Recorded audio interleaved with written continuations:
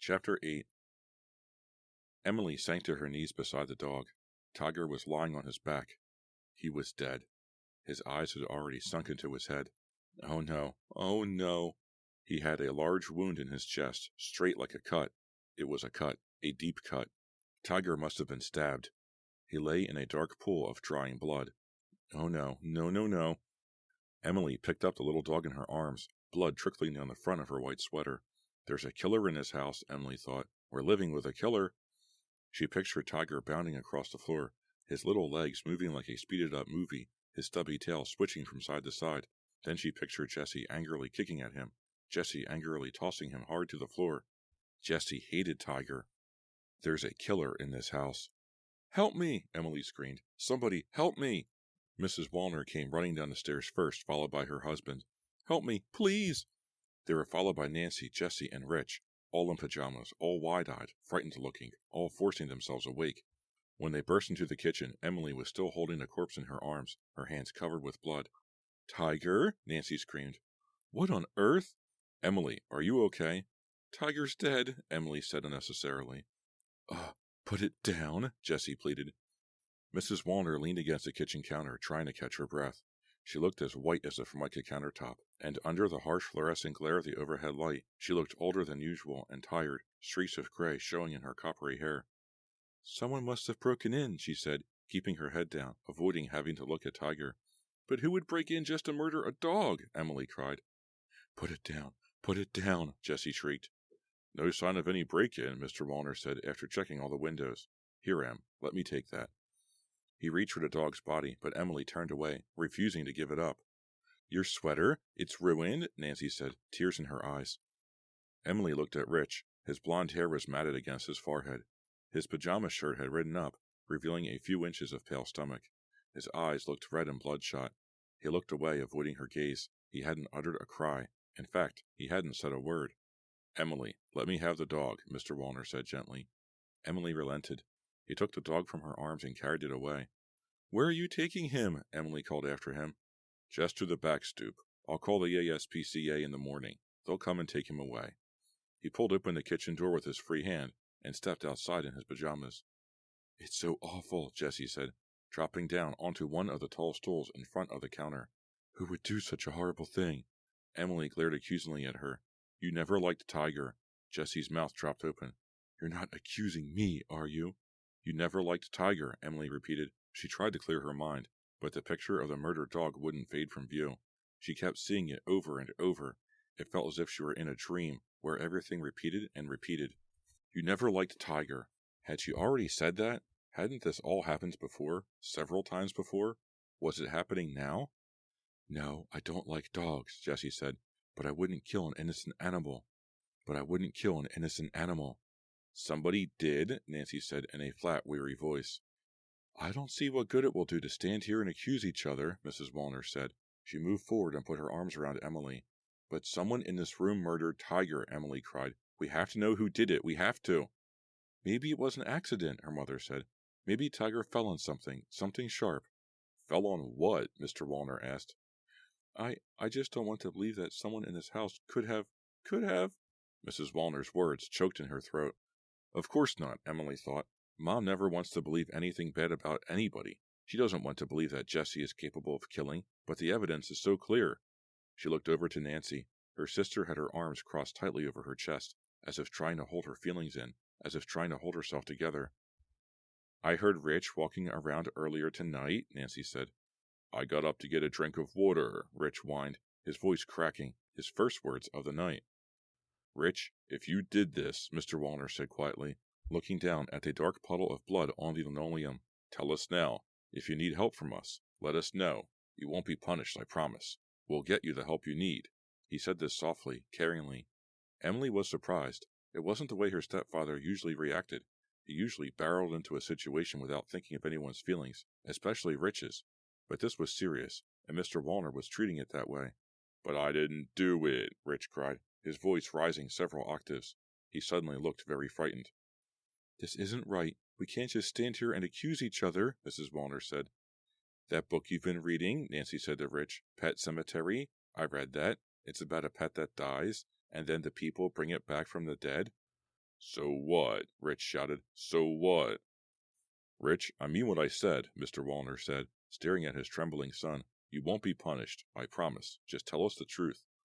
I am telling the truth, Rich cried. I'm not a killer. Just because I read books doesn't mean I'm a killer. He turned and fled from the room. They could hear him running up the stairs. Then they heard his bedroom door slam. I think we should all go to bed and try to get a little sleep, Mrs. Wallner said, holding onto her husband's arm, gripping it so tightly Mr. Wallner winced. How can we sleep? Emily cried. Maybe Rich needs to see a shrink, too, Mr. Wallner said suddenly, lost in his own thoughts. But I don't see how I can afford to send 2 kids to the shrink. Emily saw Jessie blush. No one in the family was supposed to know that Jessie was seeing a shrink. Everything will be clear in the morning, Mrs. Wallner said, tugging at her husband's arm. But we have a real serious problem on our hands, Mr. Wallner insisted. But Hugh... Okay, he said, scratching his bald head. Go on upstairs, dear. I'll just clean up the floor and then I'll be up. I'm going up too, Jessie said, and disappeared from the room. You want me to stay downstairs and we'll talk? Nancy asked Emily. No, I guess not, Emily said. She didn't know what she wanted. She wanted for this not to have happened. Go on back to sleep, Nance. I don't think any of us will sleep tonight, Nancy said sadly, but she turned and, still hugging herself, headed up to her room. Mr. Wallner headed to the broom closet to get a mop. Jessie did it, Emily told her mother, who had hesitated at the door. What? You heard me, Mom. Jessie did it. I know she did. She hated Tiger. She hates me. Emily, her mother started, then stopped. She was thinking hard, trying to figure out what to say. Why do you accuse Jessie of everything?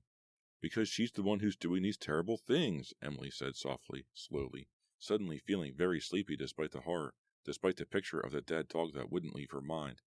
But you have no proof, just because you have a hunch. It's not a hunch. I know it's Jessie, Emily shouted, feeling the anger rise, catching her throat, making her feel about to cry.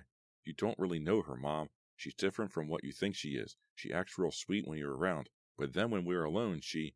You've got to ask yourself why you are always trying to blame Jessie, her mother said. Are you jealous of her for some reason? You shouldn't be. You know, Jessie is your sister now, and... Mother, why won't you ever listen to me? Emily screamed. But I am listening, dear. I know that you and Jessie are having problems. Maybe the 3 of us should sit down and have a long talk. We could... Oh, what's the point? Emily cried, out of control and unable to do anything about it. Tears ran down her cheeks. She ran past her mother to the stairs. Her mother made no attempts to stop her or call her back. She has no intention of ever confronting Jessie, Emily thought bitterly as she climbed the stairs. She always thinks that if she ignores things, they'll simply go away. When Daddy died, she was no help at all. Nancy and I had to do everything. She's the child in the family. We're all grown-ups compared to Mom. The light was on in her room. Emily stopped at the doorway. What was she going to say to Jessie? How could she go to sleep in the same room with the girl who had murdered her dog? I'll call the police, she thought. No, the police wouldn't be interested in a murdered dog. Or would they? They might, except her mother was right. Emily didn't have any proof. And what if it was Rich, that weirdo with his Stephen King books? He'd already been caught committing one crime. Was he capable of killing a dog? Emily? Oh! Jessie had come up from behind in the hallway, startling Emily. Sorry, I didn't mean to frighten you. I was in the bathroom. You must be so upset. I'm running you a hot bath. You are? Emily felt totally confused. She was prepared for an angry confrontation with her stepsister, and here was Jessie acting so concerned. A hot bath will make you feel better, Jessie said softly, and you can wash off all the blood. Thanks, Jess. Go get undressed. It's almost ready. I used a lot of that bath oil you like. She gave Emily a gentle push into the bedroom, then headed across the hall to tend to the bathwater. Emily stood in the middle of the bedroom, feeling somewhat dazed. Why was Jessie being so nice to her? To cover up her guilt? She kicked off her shoes, then pulled off the blood-stained sweater. She crumpled it in a ball and tossed it into a corner. She heard her mother come up the stairs and stop at her bedroom door. Em, you going to be okay? Yes, Mother, she told her without turning around. Get some sleep. Her mother patted down the hallway to her room. Something caught Emily's eye on a counter Jessie used for a desk. She walked over to it. It was Jessie's diary. Emily listened to the water still running into the tub. She picked up the diary. It was a fat, leather-bound book with a metal clasp. The clasp was open. Jessie had left the diary unlocked. Curious, Emily flipped back through the pages, glancing at the doorway to make sure Jessie wasn't returning. The diary seemed to cover several years. In her tiny, precise handwriting, Jessie had faithfully filled in just about every day. Reading quickly, not finding anything terribly interesting, Emily heard footsteps in the hall. She slammed the book back down on a counter and took a step back, but it was only her stepfather on his way to bed. Breathing hard, she picked up the diary again. Her eyes settled on a long, upsetting passage from just a few days before. Emily blamed me again, Jessie had written. I don't know what to do about her, but I've got to do something. The tub water stopped. Emily closed the diary. She realized she was trembling. I've got to read more, she thought. I've got to know what Jessie is planning. I've got to know just how dangerous she is. She carried the diary quickly over to her bed and hid it under her pillow. I'll wait till Jessie is asleep, and then I'll read more, she thought. Aren't you undressed yet? The water is ready. Jessie stepped into the room, drying her wet hands on the front of her pajamas. Oh, thanks. Emily didn't move. Emily, are you okay? Jessie asked, putting a warm hand on her shoulder. The touch of Jessie's hand drove the swirling thoughts from Emily's mind. Go take your bath. You'll feel better. Okay, you're being very nice, Jessie. I just feel so bad, Jessie said. Emily finished undressing in the bathroom, then stopped at the edge of the tub. The bathwater smelled so good. Jessie had used a lot of the lilac bath oil Emily loved. The room was so steamy, warm, and comforting. Emily looked down at the brown bloodstains on her hands and arms. Got to wash this away. But as she prepared to step into the tub, she was stopped by a stab of fear. Cold fear. The water. What had Jessie done to the water? She had poured peroxide into the shampoo. She had deliberately ruined Emily's hair with that dreadful trick. Emily stared down into the steaming bathwater, suddenly feeling sick, feeling heavy, so heavy, weighed down by fear, paralyzed by her realization that something was wrong here. Was the water scalding hot? Was that Jessie's trick for tonight? Or had she poured something horrible into the water, some kind of acid that would eat away all of Emily's flesh and leave her skeleton soaking in the tub? The water was blue-green from the bath oil. But what else was in there? What was the blue-green color supposed to hide? Emily stared down into the water, wondering what Jessie had in store for her. Chapter 9. The bath water looked so blue, so still, so deadly. I can't do it, Emily thought. She washed the blood off her hands and arms in the sink, dried quickly with a hand towel, then pulled on the nightshirt she had carried into the bathroom with her and walked back to her bedroom. Jessie looked up from her bed, a People magazine in her hands. What's wrong? I can't. Huh? I'm too tired and too upset, Emily said. It was really nice of you, but I think I just want to go to bed. Oh, Jessie looked disappointed. She tossed the magazine onto the floor and stood up. Might as well not let it go to waste, she said, and hurried past Emily to the bathroom. A few seconds later, Emily heard the splash of Jessie sitting down in the bathtub. The water was perfectly okay. Okay, so I misjudged her this time, Emily thought, wearily pulling down the covers of her bed. Jessie was obviously being nice now to throw her off guard. Again, Emily saw the blood, saw her poor tiger lying with that long straight cut across his chest. She shivered. It was so cold sleeping by the window. Why had she allowed Jessie to bully her and take away her bed by the wall? She hadn't slept comfortably ever since Jessie had arrived. How could she sleep comfortably? Jessie was a murderer. I've got to stop thinking, Emily told herself, feeling the diary under her pillow. I've got to shut off my mind, or I'll never get to sleep, never be able to think clearly again. She shut her eyes tightly and tried to drive away all of the horrid pictures that kept flashing across her mind. From across the hall, she heard the sound of the tub plug being pulled and the gurgle of the water starting to drain from the tub. Then she was floating dizzily in the dark, the room spinning so fast, spinning her to sleep. She was awakened a short while later by a hand gripping her shoulder. She raised her head and uttered a short cry, startled. What? It was dark, so dark she couldn't see a thing. That's odd, she thought, suddenly frightened. Usually some light comes in through the window. The hand gripped her shoulder tightly and shook her. Let go, Emily said, her voice choked with sleep. Who is it? The hand let go. A lamp clicked on. It was Jessie. She was sitting on the edge of Emily's bed. Her crinkly blonde hair was wild and disheveled. Her eyes, usually so pale blue, were dark and alive.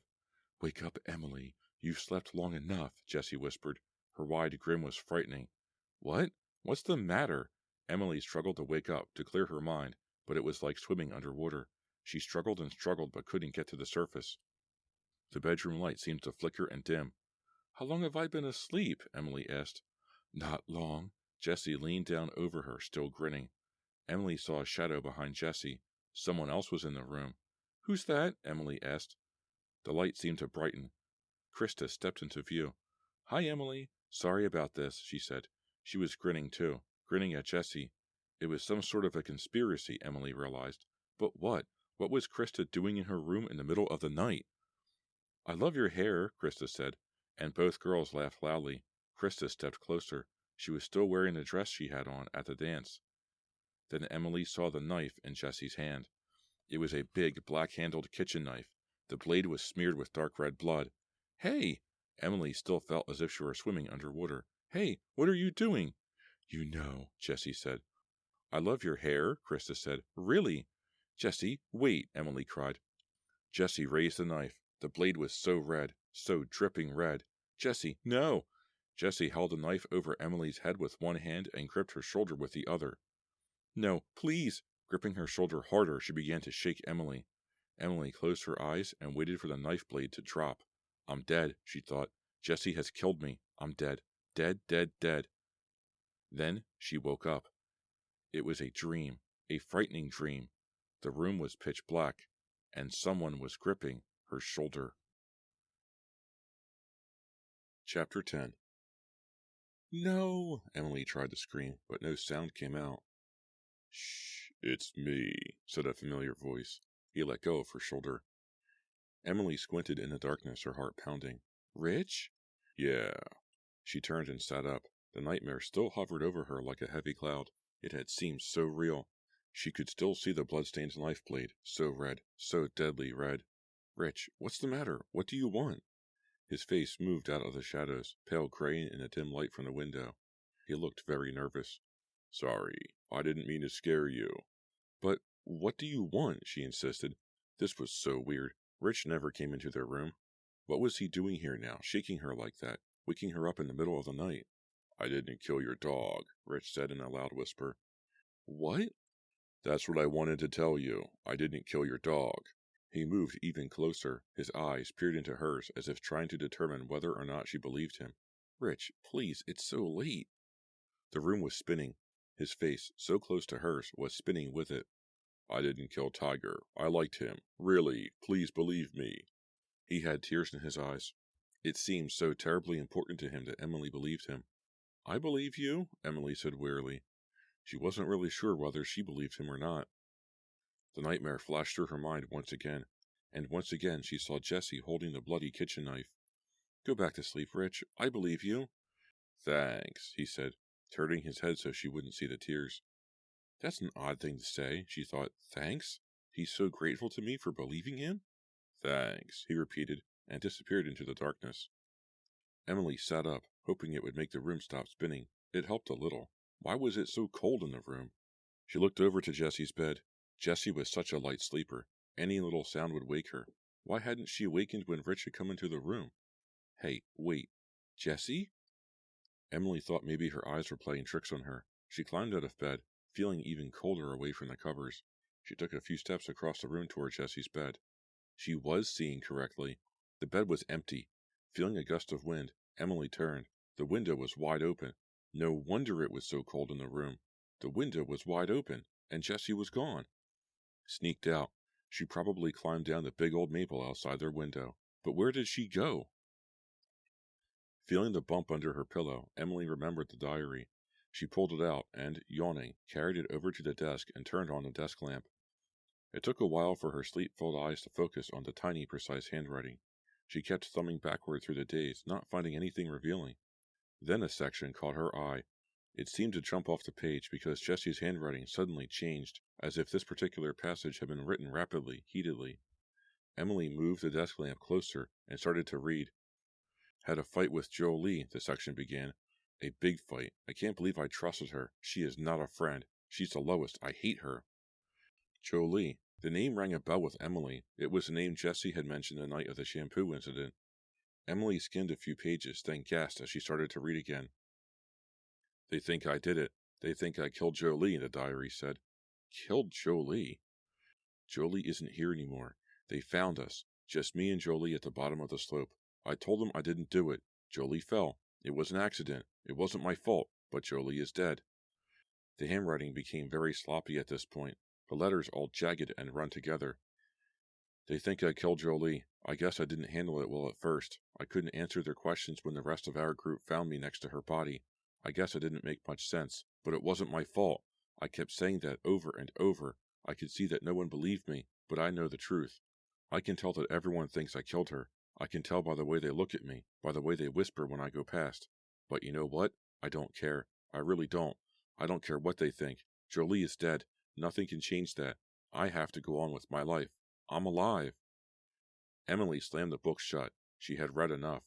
So that was the trouble Jessie had been in. Jolie had died. First, Jolie and Jessie had had a fight, and then Jolie was dead, and everyone believed Jessie had killed her.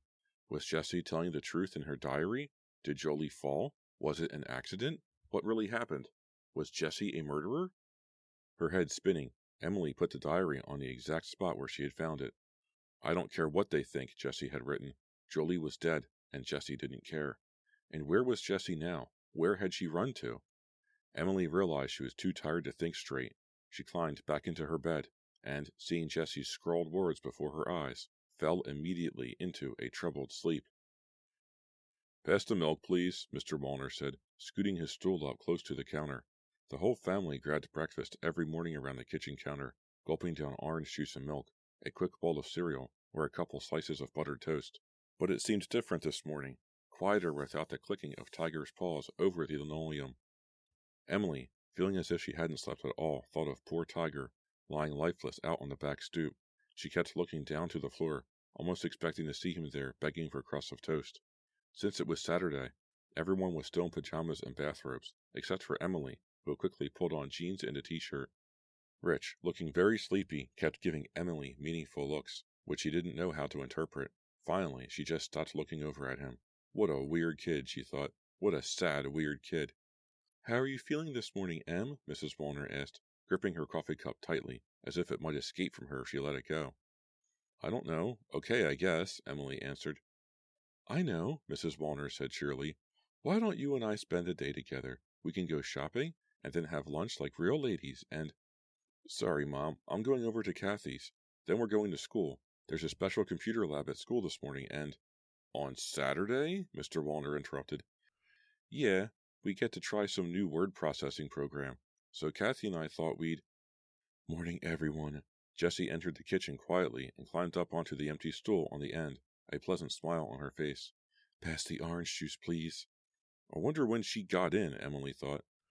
Emily had been awakened by a garbage truck on the street at 7, and Jessie still hadn't returned to her room.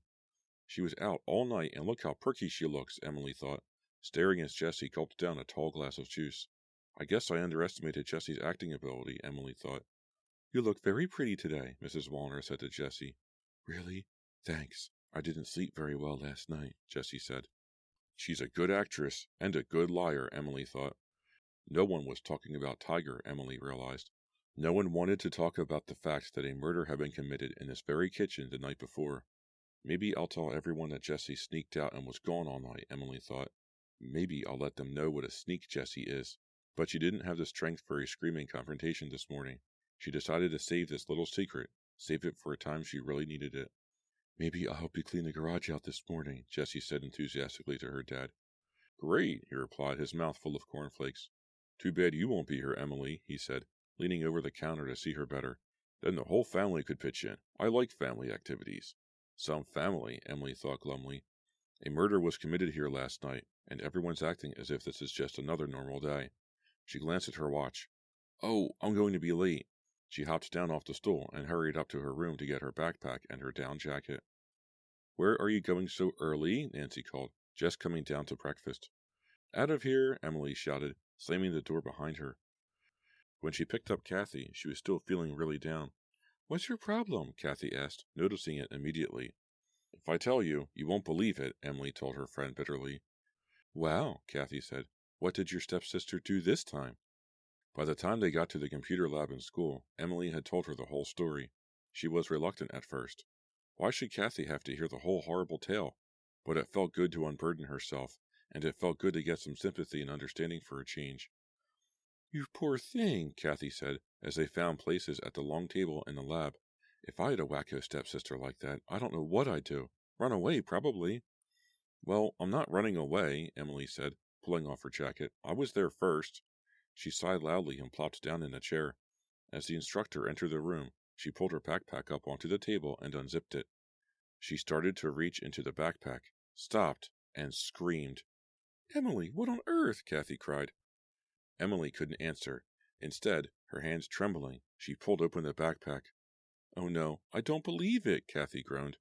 Someone had stuffed Tiger's corpse into the backpack.